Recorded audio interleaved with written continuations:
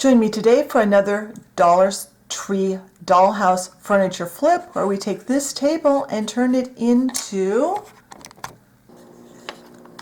and when we're done, we end up with a dining room table for the dolls that's actually the right height. Stay tuned and see how fun and easy this was to do.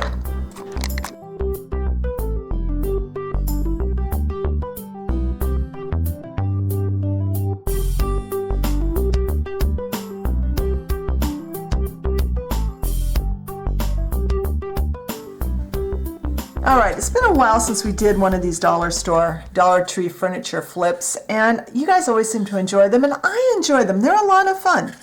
So I have another one of these tables. We made a coffee table out of one a while back. Basically, I think all we did was paint it. But what if you want a table for your dolls to eat from? Let's adjust this so that it's actually tall enough to make a real dining room table for the dolls. So for this, we really need a couple of things. The table. Now, optionally, you can replace this. I'm not going to replace this skirt board here. I think it's called a skirting board. I'm just going to leave it because it's easier. If you want to replace this with a straight piece, you can. I thought about it, and I'm going to leave it. And the other thing you need are some wooden chopsticks. These I bought at the Chinese market. You could even use the throwaway ones that come with your takeout. You've got those. I didn't have any of those right now. So our first step, and we'll see if I'm going to be successful doing this on camera. Yep. We are going to carefully remove the legs hopefully without taking this part off. I really want to leave that on because that will help me in getting my legs placed in the right place again. That one came off nicely. And I'm kind of holding on to those pieces while I'm pushing against the leg. Whoops. There we go. Yeah, I think it's probably going to be a good idea to hold it. This tried to split right here. I felt this try to give. So hold your table top down against a nice firm surface. I think I'm going to have to turn the camera off and hit this one with the heat gun. Well, no, it's going, maybe. Yep, it went. All right, now, before we cut our legs and glue them on, I'm going to do one more thing, which I forgot to pick up. Right back. All right. To prevent this from getting loose, because I felt it moving as I was working with that, I'm going to run a bead of tacky glue in here. Kind of firm up that connection and let this glue dry. I'm not going all the way to the corners because I don't want to interfere with the fit of my legs, but this will help that to just firm the table up and make it a little more solid. All right, that can dry. The other thing we need to do is cut our legs. Now I measured up, I did the measuring off camera. I'm going to cut all 4 of these chopsticks from the skinny end, the eating end up, 2.5 inches, because that'll make our table about the right size. I am going to attempt to use my easy cutter. I haven't tried this. I think it's going to work just fine. Oh yeah. It's a little hard, but oh yes. So I'm going to turn the camera off. I'm going to cut all 4 of these, make sure they're all the same length, and when this glue is dry, I'll come back and we'll glue these legs on.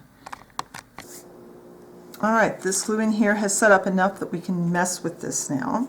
And it's just really going to be a matter of juggling, of putting some glue in each corner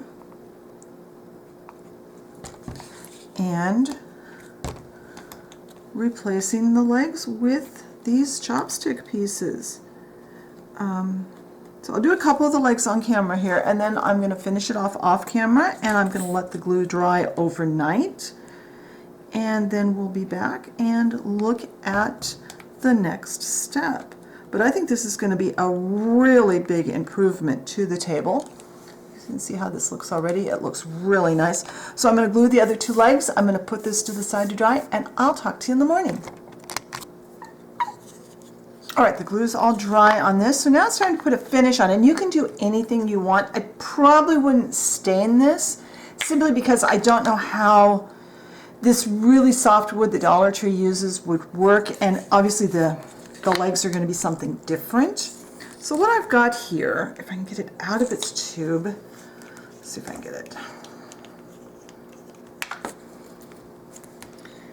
I've used this a couple of times in the past. This is a very thick tube of Liquitex acrylic in raw umber. And I'm just going to kind of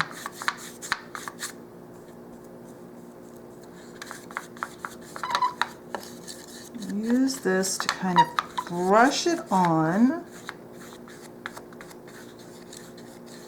And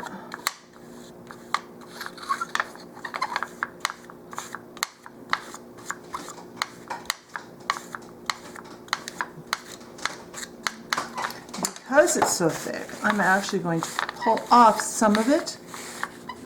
It's not going to turn out quite like a stain, but kind of, sort of. So I'm going to paint the rest of this. It's going to take me a while because that paint is very thick. When this paint is dry, I'll come back and we'll put a clear finish on and see how our table looks. All right, that paint is all dry. I didn't bother to paint in there. You can if you want. I figure it's not really going to show. But I love how this turned out. I'm now going to put a clear finish with some satin Mod Podge. So we'll start it on camera. I'll finish it off because, I mean, we've all put Mod Podge on, I'm sure. I'm going to pour a little bit of this Mod Podge, out into a container. I'm going to grab a paper towel and wipe that mess off. I have not put petroleum jelly around the threads on this jar yet, so I want to be really careful I don't glue the lid on. There we go. I do this because if I work out of the jar and I would pick up any paint, even though this has been drying for quite a while, it's dried overnight, if I would pick up a little lone bit of paint, I could ruin that whole jar of Mod Podge. If I pour out a little bit and I don't use it all, I haven't wasted nearly as much as I could if I accidentally get something into the jar. So I'm going to paint the bottom side of this and then flip it over and paint the top and the edge. And when the Mod Podge is dry, I'll come back and we will look and see how this looks both here on the tray, and also I'll stick it over in the dollhouse and we can see how it looks with the dolls. Alright, the Mod Podge is dry, so let's move over to the dollhouse and see how this looks in place. Well, if we ignore the lighting that really sucks in this dollhouse right at the moment, I think that table would fit in really nicely in your dollhouse. It's the proper height, and you can do it in any color you want. I hope you enjoyed today's project.